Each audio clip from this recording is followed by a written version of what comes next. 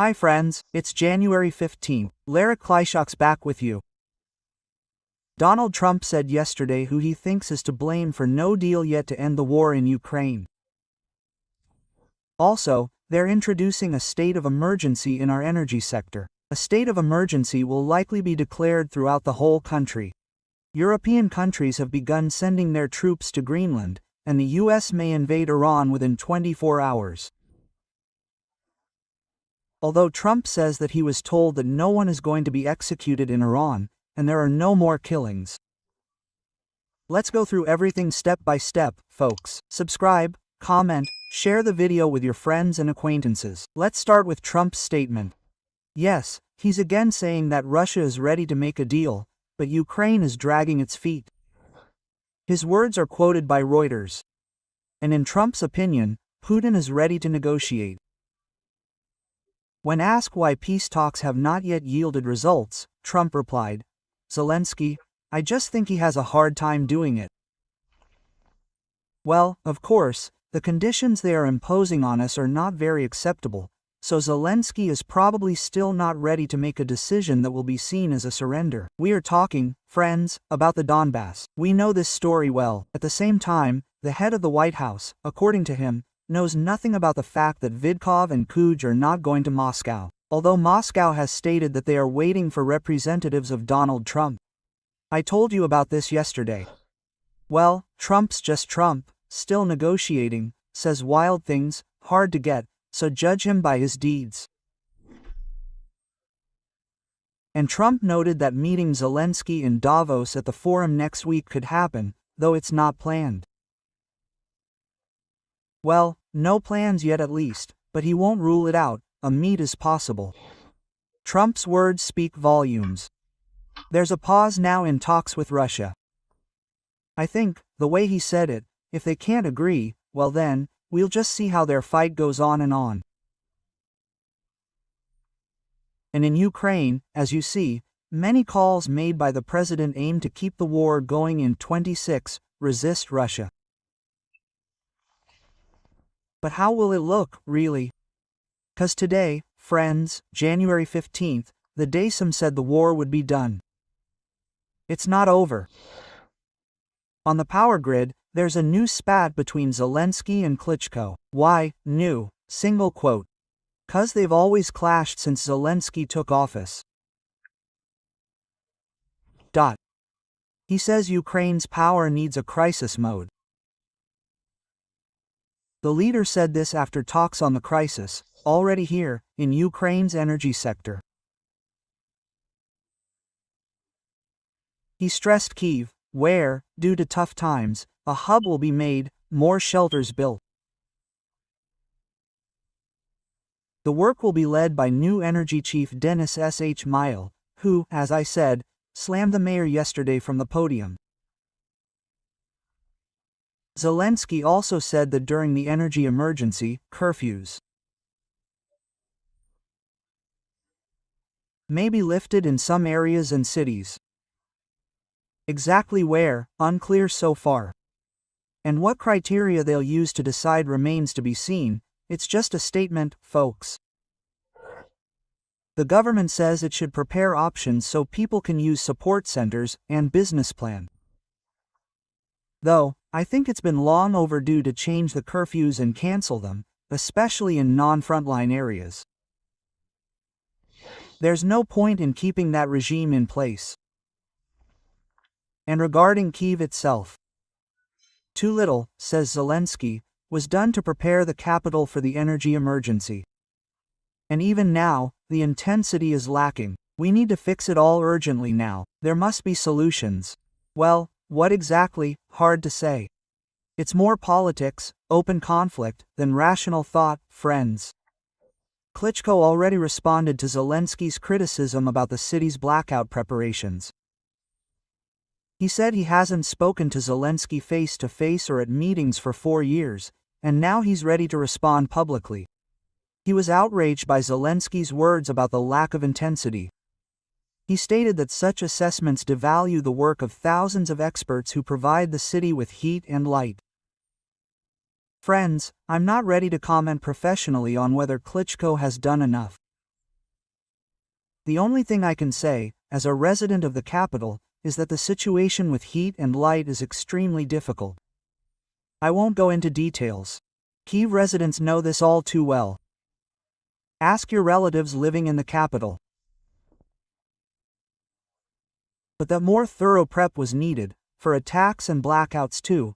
Both sides must share responsibility for what's happening in this city, Ukraine's capital. About the attack. Air Defense Forces took out 61 enemy drones overnight. Just minutes ago explosions echoed outside here in the capital.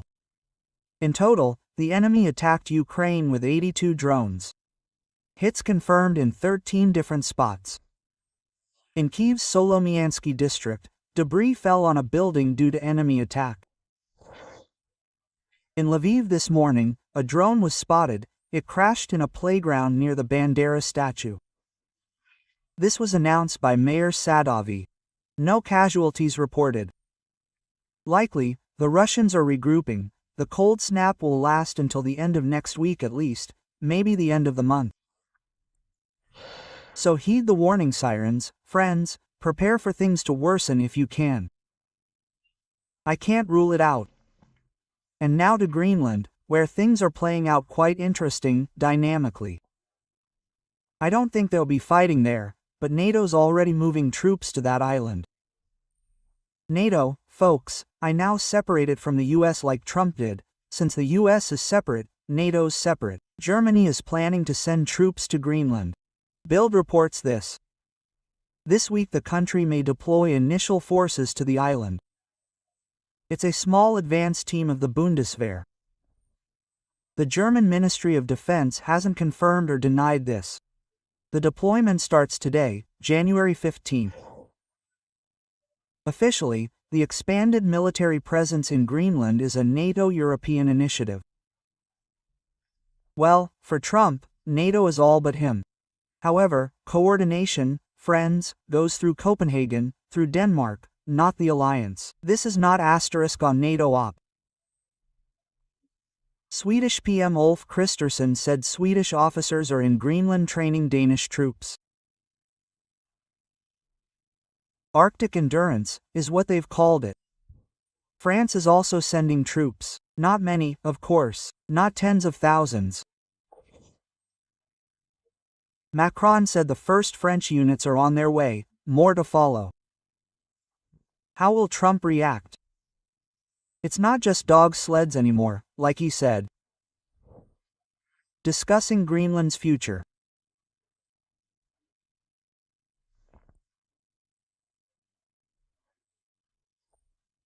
With Greenlandic, Danish and American officials, Kaja Kallas, EU's top diplomat, made an interesting statement.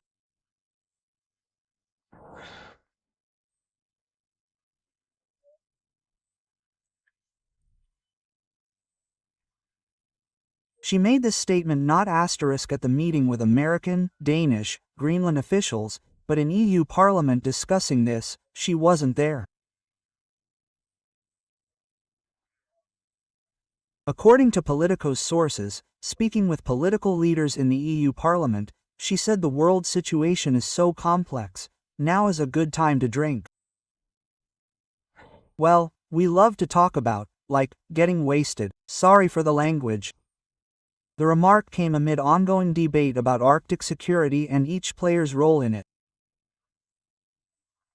Also, they were wishing each other Happy New Year, or Old New Year, like we used to say in Ukraine, or New Year, hard to say, but it was said during a tense situation, heightened tensions within the Euro-Atlantic alliance. And now, folks, let's talk Iran. Some interesting news on what's going on there, 'cause I'm watching it really close. It's vital for us.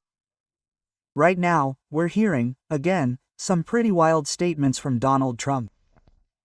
Reuters reports the United States could invade Iran in 24 hours. Like, any minute now. Meanwhile, according to an Israeli official, Trump may have already decided, but the scope and timing are still unclear, so it might not be right now. Iranian Air Defense Command has been ordered to open fire immediately on any aerial target, without identifying it, if it enters the country's airspace. And they've already closed their airspace to avoid misidentification errors, basically preparing to repel attacks. And, as you know, the evacuation has already started from American military bases in Qatar, as well as other countries' forces at military bases in the Persian Gulf and the Middle East. They're ready for possible strikes from Iran in response to the start of a military operation by the United States in that country. What kind of operation is it, land or air? Well, most likely it'll be air. Doubt it's gonna be on land. But Trump made a statement last night at the White House about Iran, saying that the killings have stopped and there won't be any executions. Yesterday I told you that Euronews had information about today's first public execution. The US president refused to say who gave him the info that the killings had stopped. He says, "Very reliable sources, just trust me," and added that he'd be upset if Iranian authorities go too far. He's also very upset with Putin because he won't stop. Though Trump, friends, used softer language about Iran on camera, but the region tells a different story. That's according to Telegram and CL Report, which closely tracks that region. So something's still brewing. What could be brewing there? NBC News sheds some light. Trump told his national security team that if there's military action, something like Venezuela needs to happen. Same thing needs to happen in Iran, quick, unexpected, effective, spectacular. And ideally, shown on TV so he can see it from Mar-a-Lago. If he does something, he wants it to be decisive, said an NBC source familiar with the talks. Though Trump's advisors can't guarantee the Iranian regime would quickly fall after a US strike. Of course, they'll strike back, like they did after last year's attacks by Israel and the US. There are also fears the US may lack the needed resources in the region to fend off Iran's retaliatory strikes. Well, the Iranian authorities, just like Putin's, cynically claim. They didn't kill protesters, no one was killed at all. That those protesters aren't protesters, they're terrorists sent there by Donald Trump. Iran's foreign minister Abbasera declared the country is now calm and blamed everything on Israel. He said, quote, "Now calm has been restored. Sure, calm, after you shot so many. Sorry, that's me adding that. We're fully in control and let's hope wisdom prevails. We don't seek escalation or high tension, which would be disastrous for everyone." Arakchi also dismissed rights groups' claims of thousands of victims among peaceful protesters, claiming it's only hundreds. And blamed the deaths, as I said, on an Israeli plot to cause mass casualties. And, of course, the American president is also to blame for this. But the G7, who are ready to add restrictions if Iran keeps crushing dissent, said that we can do that.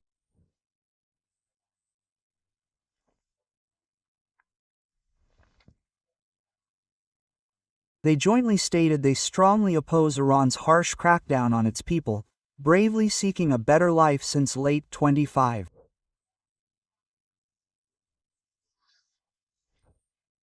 But Trump's very calculating. He needs this quick, like Venezuela, 'cause he won't agree to more. I mean, timeline-wise, a full military op, not Trump. Trump's not about war. Meanwhile, despite tough times in China, things are good. China ended 25 with a trade surplus of almost $1.2 trillion, despite Trump's tariffs. Reuters says so. Trump's tariffs don't work. Exports grew thanks to strong demand outside the US, though US consumption of Chinese goods fell about 20%.